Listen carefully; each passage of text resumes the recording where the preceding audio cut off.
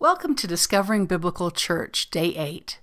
Today's topic is what a church is known for. Jesus said which one of the following statements? Is it A, by this all men will know that you are my disciples, if you are sensitive to those seeking me? Or is it B, by this all men will know that you are my disciples, if your preaching and worship singing gets many hits on YouTube and Spotify?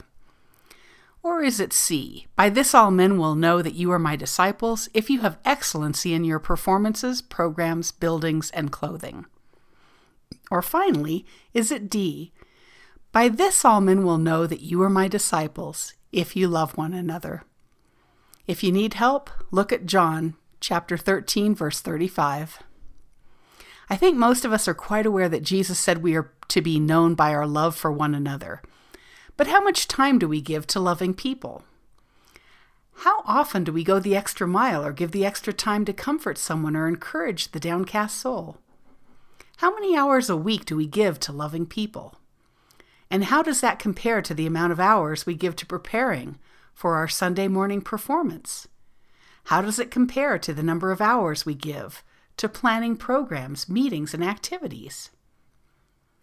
If we are really going to be known by our love for one another, we had better spend more time doing the one another's of the New Testament, loving one another, caring for one another, carrying one another's burdens, praying for one another, encouraging one another, exhorting one another, teaching one another.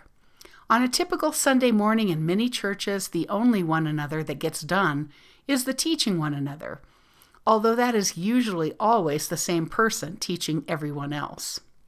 There isn't a whole lot of one another to it. The same could be said of prayer. Prayer happens, but it's often the same leader praying for everyone else, rather than people actually praying for one another.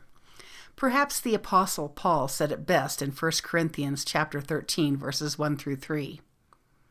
If I speak in the tongues of men and of angels, but have not love, I'm only a resounding gong or a clanging cymbal. If I have the gift of prophecy and can fathom all mysteries and all knowledge, and if I have a faith that can move mountains but have not love, I am nothing. If I give all I possess to the poor and surrender my body to the flames, but have not love, I gain nothing. If Paul were writing today, perhaps it would have gone like this. If I speak to stadiums filled with people but have not love, I am nothing. I am only a noisy alarm annoying everyone around. If I have all wisdom and am listened to by millions on podcasts and videos all around the world but have not love, I am nothing. If I work harder than you all and publish more books and build larger buildings and have more name recognition but have not love, I gain nothing. Whatever gifts and talents God has given you and me, let's be careful to love one another first and foremost.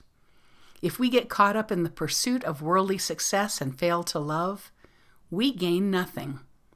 We might be on TV or have a large following on Twitter, but real fame will come from loving our neighbors and coworkers, being a loving husband or wife or parent, or whatever we are to those around us. Real success is found in loving people and loving God, rather than building a ministry or a church. Thank you for joining us for this day on Discovering Biblical Church, and let's pray together. Father, help me to love those around me, even when it is time-consuming or inconvenient. Let my love be like yours, backed up by action and not just an emotion. Help me to set an example to others by loving even those who are difficult to love. May it be true of me and my church that we are known for our love for one another. Help me and my church leaders to understand that loving people is foremost, and all the programs and performances should take a backseat to loving people and doing the one another's. I pray for these church leaders that I bring before you now.